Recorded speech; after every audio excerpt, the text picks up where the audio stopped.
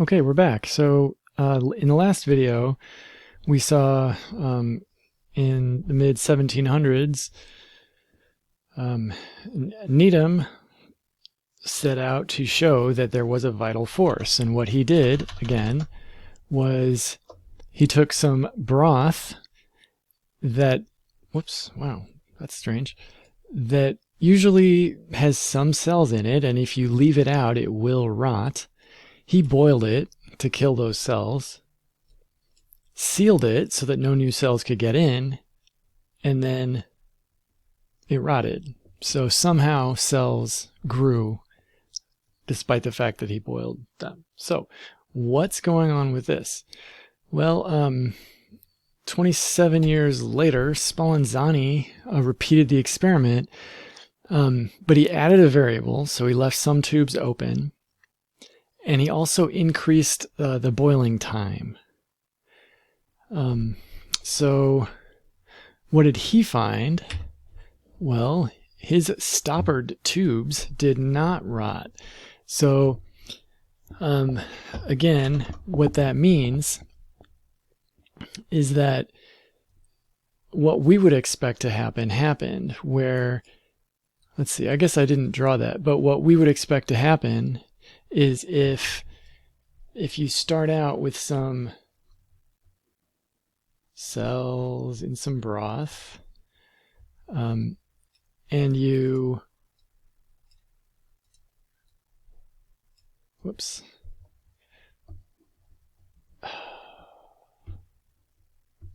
sorry everyone, if you yes, start out with some broth and then boil it, what happens is these cells die, and what we would expect is if you stoppered it and no new cells could get in, we would expect to see at the end of some time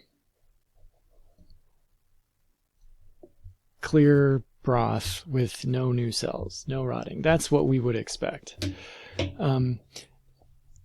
That's not what Needham found, right? His tubes still rotted, so he could say a vital animating force got in there and replaced the dead cells.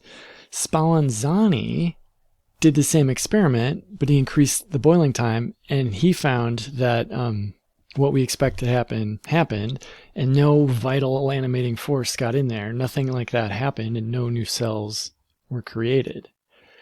So what's going on here is it takes some time to kill bacteria. As we will see when we get to the lecture of the control of microorganisms, you can't instantly kill a bunch of bacteria through heating or bleach or any other method. Even incineration, if you threw them into the surface of the sun, they would take a finite amount of time to die. And so this is a case where boiling is a slow method of killing them, and Needham didn't boil them long enough, and some of the cells in Needham's experiments survived. And so they then replicated or reproduced like this kind of thing, and his tubes rotted. No vital force necessary. Right, and so Spallanzani showed that if he boiled the tubes longer, they would stay sterile. But he also added a variable, right? He added a variable where he had tubes that he boiled that had cells in them that presumably got killed during the boiling. That's why I X'd these out. Presumably that got killed during the boiling. But he left these tubes open, and after a certain amount of time, they were full of microorganisms. They rotted. They were full of microorganisms.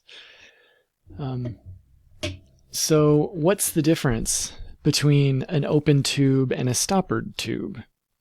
In Spallanzani's experiment, that's the variable that mattered, right? That's the difference between bacteria growing in the tube and no bacteria in the tube. So, right, so Spallanzani got those results. Does that contradict spontaneous generation of animalcules? Well, maybe. I mean, I have been showing you what a modern microbiologist knows happened in those experiments, but they didn't know what was happening. They were trying to figure it out. So Spallanzani had our interpretation. He said that he killed the cells, and since it was sealed, no new cells came in, so it didn't rot. If he left it open, new cells came in to replace the ones that died. That was what Spallanzani said happened in his experiments. Needham thought Spallanzani had killed the vital force. He had boiled the tube until even the vital force was dead. So, how can you argue against that? This is, when you're invoking magic as an explanation for something, it is difficult to disprove. And this is actually something we see even now, today in widespread politics. Conspiracy theories, if they involve something that cannot be disproven, you can't convince someone they're wrong. So the most common example, when I'm recording this video, there's a common belief that there's a deep conspiracy in the federal government, people controlling all the powerful people, and they can control everything, and they'll never be discovered because they control things so well. So there will never be any evidence of their existence. Well, you can't disprove that, right? Because if you're saying that they're so powerful that they can erase all the evidence of their existence and all the evidence of anything they do, you can't disprove that. So people can believe that forever. It's easy to believe that, and no one can convince anyone that that's not right. It's the same thing with the idea of a vital force, some magical force that can create life.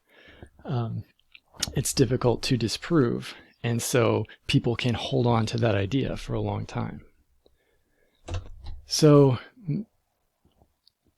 that was kind of where it was left for 100 years, essentially. As microscopes improved, people were able to see bacteria and other microorganisms, and they weren't so mysterious, but we didn't know where they came from. We didn't know whether there was what I now call a magical vital force or a magical corrupting gas. The best thinkers thought that's what was going on. They didn't know how cells worked, so they could just as easily think of something like a vital force. So the person who finally kind of crushed spontaneous generation of microorganisms was Louis Pasteur. And he did a series of experiments using flasks and sterile broth. So this is very similar to what I just showed you with Spallanzani. The same idea, where he'd boil broth until it was sterile, and then he'd seal a flask, or not seal it, and then let it incubate. So what do you think would happen in this one? And what do you think would happen in this one? Go ahead and pause this video, predict what you're going to see, and then start it again. 3, 2, 1, pause. Well, as Spallanzani saw, Pasteur would see that if he left this open to the air, this would rot, or microorganisms would grow and appear. And if he didn't, they wouldn't. So, and again, Needham might have said, well, you're killing the vital force by boiling it so much. And that's why well, I don't know. So people looking at Pasteur's experiments could say that the heat killed the corrupting gas, and so new corrupting gas would have had to get in to create new cells, or something like that. So Pasteur had to design a system that is similar to what we've seen, where there'd be growth or no growth, where he could sterilize the broth first to get rid of any organisms that were present at the beginning, kill them, and prevent new organisms from getting in while still allowing gases to get in and still allowing magical electrical things flying through the air getting in. And so what he designed was his famous swan-necked flask that looks like this. It has a very long neck. And he could start by boiling it. And one thing he could do would be break off the top. So now it's open and microorganisms would appear. But if he didn't do that, he wouldn't get any growth, even though this is technically open to the air. So we now know oxygen can very slowly diffuse in, and carbon dioxide can diffuse out. Other gases, nitrogen, can go both ways. Because this is just a long open tube. But what we now know is dust and solid objects like bacteria would collect here, and they would not be able to go back up like this into the medium. So we would now predict that this kind of a flask would stay sterile as long as this, whatever was trapped here, never touched the liquid. So if there was miasma or corrupting gas, it could have gotten in, but it didn't. This is evidence that there was no miasma, because this will stay sterile forever as long as this doesn't touch the broth. Same thing with vital forces that no one could explain. They can't pretend that a magical electrical force would be excluded by this tube. And the final nail in the coffin of this is Pasteur then rotated the flask. He tilted it so that some of the fluid would get to there, and then he'd allow that to go back in, and it would rot. So he could then basically expose this liquid to this dust. So this is the experiment that disproves spontaneous generation of bacteria to most scientists. And so people who were aware of this in the 1850s knew that they needed to think of a different way, a different way to explain creation of microorganisms. So yeah, Louis Pasteur, we could say he disproved spontaneous generation of microorganisms. We now can say that the cell theory is a better way to explain microorganisms than anything with vital forces or miasma or corrupting gases, whatever. We have the cell theory, and Pasteur would have been aware of it, and he didn't advance the cell theory, but he did disprove spontaneous generation, which would have been competing with the cell theory. Pasteur also separately tried to popularize the germ theory of disease. Again, this is the theory that microorganisms are responsible for infectious disease. He tried to show this. He tried to demonstrate very clearly that microorganisms cause infections. But he wasn't able to ever in his life do that.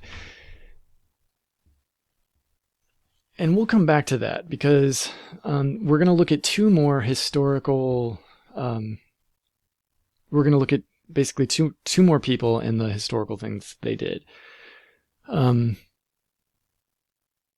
Maybe three. I guess we're going to look at three. So that will be our next video. I think that's the thing to do. We will be back with the next video to finish the history of microbiology.